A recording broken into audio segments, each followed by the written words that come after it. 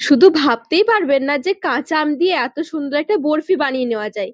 মাত্র 10 মিনিটেই বরফি জমে যাবে। খুবই অল্প সময়ে বানিয়ে বরফি খেয়েও নিতে পারবেন। কাঁচা আম শেষ হওয়ার আগে একবার অল্প করে হলেও এই বরফিটা বানিয়ে দেখবেন। এমন রেসিপি না বানিয়ে খেলে তো পুরো আফসোসই থেকে যাবে। ঝটপট তৈরি করে নেওয়া যায়। তাছাড়া বানিয়ে কয়েকদিনের জন্য রেখে রেখেও খেয়ে নিতে পারবেন। দারুণ লাগে। নমস্কার বন্ধুরা, নতুন একটা পর্ব দেখার জন্য আপনাদের সকলকে স্বাগত জানাই। আজকে তৈরি করে দেখাবো মাত্র 10 মিনিটে কাঁচা আমের টক ঝাল মিষ্টি বরফি। একবার বানিয়ে দেখুন, খেতে দারুণ লাগবে। চলুন, আশা করছি আজকের রেসিপি অনেক ভালো লাগবে। আজকের বরফি বানানোর জন্য আমি এখানে 1 কেজি নিয়েছি কাঁচা আম।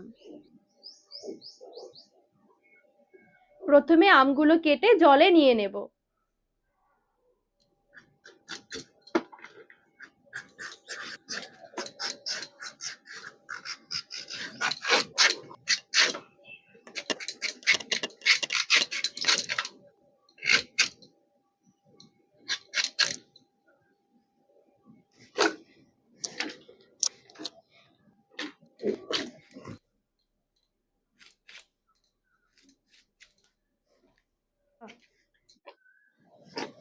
এখানে দেখুন, সবগুলো আম সুন্দরভাবে এরকম ছোট ছোট করে কেটে নিয়েছি। এবারে একটু ধুয়ে নেব আমের টুকরোগুলো। গ্যাস ধরিয়ে এবার এদিকে একটা কড়াই বসিয়ে দিয়েছি। এবারে কেটে রাখা আমের টুকরোগুলো নিয়ে নিচ্ছি। দুটো তেজপাতা আর একটু জল দিয়ে দিচ্ছি। এবারে ঢাকনা লাগিয়ে আমটা ভালোভাবে সেদ্ধ হয়ে যাওয়া পর্যন্ত অপেক্ষা করব। যদি আপনাদের হাতে একদমই সময় কম থাকে বা আরো তাড়াতাড়ি করে বানিয়ে নিতে চান, সেক্ষেত্রে কিন্তু এই আমটা একটু প্রেসারে নিয়ে একটা মাত্র সিটি দিলেও কিন্তু খুব তাড়াতাড়ি করেই সেদ্ধ হয়ে যাবে। এখানে সুন্দরভাবে দেখুন আমটা কিন্তু সেদ্ধ হয়ে গেছে। একটু ঢাকা দিয়ে রাখলেই দেখবেন 2 থেকে 3 মিনিট হাই আঁচে রেখে দিলে দেখবেন আমটা সুন্দরভাবে সেদ্ধ হয়ে যাবে। আম সেদ্ধ হতে খুব বেশি টাইম লাগে না। এবারে যতটা সম্ভব একটু এভাবে করে ম্যাশ করে নেব আর গ্যাসের আঁচটা বন্ধ করে দিচ্ছি।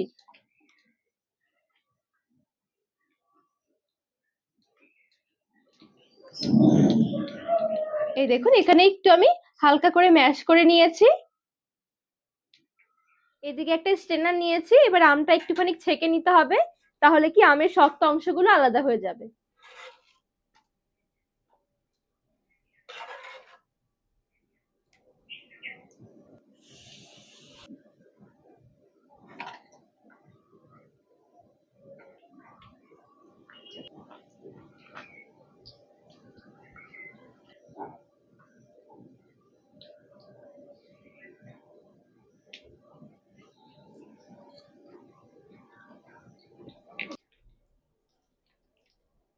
এই দেখুন, এখানে সুন্দরভাবে আমের পাল্পটা আমি বের করে নিয়েছি। আমের পাল্পটুকু এবারে আবারও কড়াইয়ে নিয়ে নিচ্ছি। এবারে দিয়ে দিচ্ছি 200 গ্রাম চিনি। চিনির স্বাদটা আপনারা বাড়িয়ে কমিয়ে নিতে পারেন। আমটা যদি বেশি টক হয়, চিনিটা কি একটু বেশি লাগে, আর আমটা একটু দেখে নেবেন চিনি দেওয়ার আগে। দিয়ে দিচ্ছি সামান্য একটু ভাজা জিরের গুঁড়ো, হাফ চামচ কাশ্মীরি লঙ্কার গুঁড়ো, আর সামান্য একটু ঝাল লঙ্কার গুঁড়ো, লবণ নিয়েছি সামান্য, আর একটু হলুদ গুঁড়ো, সামান্য একটু দিয়ে দিচ্ছি চাট মশলা। সমস্ত মশলা এখানে দেওয়া হয়ে গেছে। এবারে নেড়ে চেড়ে মিশিয়ে নেব। গ্যাসের আঁচটা রেখে দিয়েছি একদম হালকা আঁচে। নাড়াচাড়া করতে করতে দেখবেন অনেকটা মিশ্রণটা পাতলা হয়ে যাবে, চিনি ভালো মতন গলে যাবে। এবারে গ্যাসের আঁচটা করে দিচ্ছি মিডিয়াম আঁচে। মিডিয়াম আঁচে রেখে সমানে নেড়েচেড়ে একটু পাক দিয়ে নিতে হবে। আজকের বরফিটা মাত্র 10 মিনিটে জমে যাবে, তো সেই জন্য অবশ্যই কিন্তু এই পাকের দিকে খেয়াল রাখতে হবে। পাকটা কিন্তু একটু ভালো মতন দিতে হবে। আর এই পাকটা দেওয়ার সময় দেখবেন অনেক বেশি একটু ছিটকিয়ে আসে, তো সেই জন্য এভাবে কিন্তু একটু ঢাকনা দিয়েও কিন্তু এভাবে পাকটা দিয়ে নিতে পারেন। এদিকে পাকটা হতে থাক, আর এদিকে বরফি জমানোর জন্য আমি এরকম একটা ছোট সাইজের থালা নিয়েছি। থালার মধ্যে অল্প একটু সাদা তেল নিয়ে নিয়েছিলাম। তেলটা ভালো করে চারিদিকে ব্রাশ করে নেব। সুন্দরভাবে থালাটা এদিকে রেডি করে নিয়েছি। আগে রেডি করে রাখলে কি একটু সুবিধাই মনে হবে। তো এখানে সুন্দরভাবে বেশ কিছুক্ষণ আমি পাক দিয়ে নিয়েছি। দেখুন, আগের তুলনায় কিন্তু অনেকটা এখানে ঘন হয়ে এসেছে, তবে এখানে আরেকটুখানি ঘন করে নেব।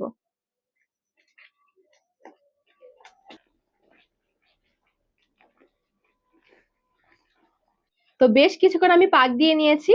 প্রথমে যে পাকটা দেওয়ার সময় অনেক বেশি ছিটকে উপরের দিকে আসতো, এবার দেখবেন এরকম যখন পাক হয়ে যাবে তখন আর ছিটকে উপরের দিকে আসবে না। ঠিক এরকম বড় বড় বাবল হতে থাকবে।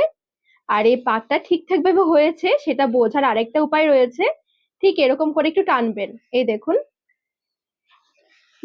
কিছুক্ষণের জন্য কিন্তু এটা দুভাগ হয়ে যাচ্ছে, খেয়াল করে দেখুন। এই দেখুন, যখন এরকম একটু হালকা একটু সরিয়ে নিলে কিছুক্ষণের জন্য একটু আলাদা হয়ে যাবে, তার মানে বুঝতে হবে যে এটা পাকটা একদম সুন্দরভাবে দেয়া হয়ে গেছে। এই দেখুন, ঠিক এভাবে করে একটু পাক দিয়ে নিতে হবে একটু ঘন করে, তাহলে দেখবেন খুব সুন্দরভাবে এটা কয়েক মিনিটের মধ্যে এটা জমে যাবে। এবারে গ্যাসের আঁচটা বন্ধ করে যতটা সম্ভব তাড়াতাড়ি থালায় সেট করে নিতে হবে।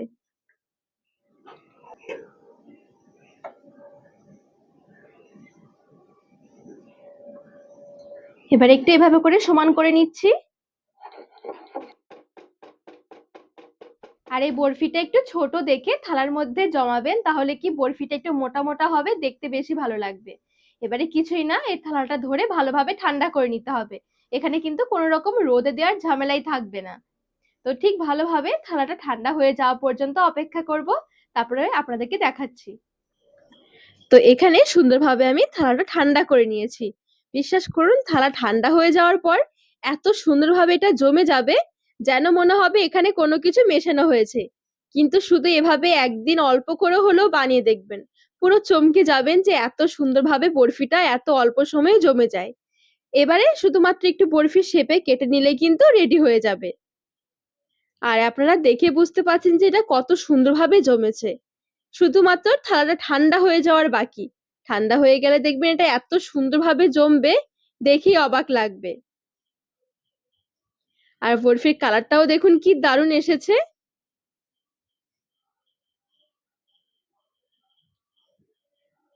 সুন্দরভাবে এখানে আমি সাজিয়েও নিয়েছি। আর এই বরফি যেহেতু রোদে দেওয়া হয়নি, সেজন্য কিন্তু যদি সংরক্ষণ করে রাখতে হয়, কিছুদিন ধরে ফ্রিজে রাখতে হবে। তাহলে কি ফ্রিজে রাখলে আপনারা রেখে রেখে খেতে পারবেন। আর তা না হলে রোদে শুকিয়ে নিতে পারেন, সেক্ষেত্রেও কিন্তু খুব সুন্দর থাকবে। তবে যেহেতু এখানে অনেকটাই মোটা করে বানানো হয়েছে, রোদে শুকালে হয়তো অনেকটা টাইম লেগে যাবে। তো ঝটপট যদি খেতে ইচ্ছে করে এভাবে বানিয়ে নিতে পারেন। তো বন্ধুরা, আজকে এই বরফির রেসিপি আপনাদের কেমন লেগেছে অবশ্যই কমেন্ট করে জানাবেন। আর রেসিপি ভালো লাগলে চ্যানেলটিকে সাবস্ক্রাইব করে পাশে থাকার অনুরোধ রইল।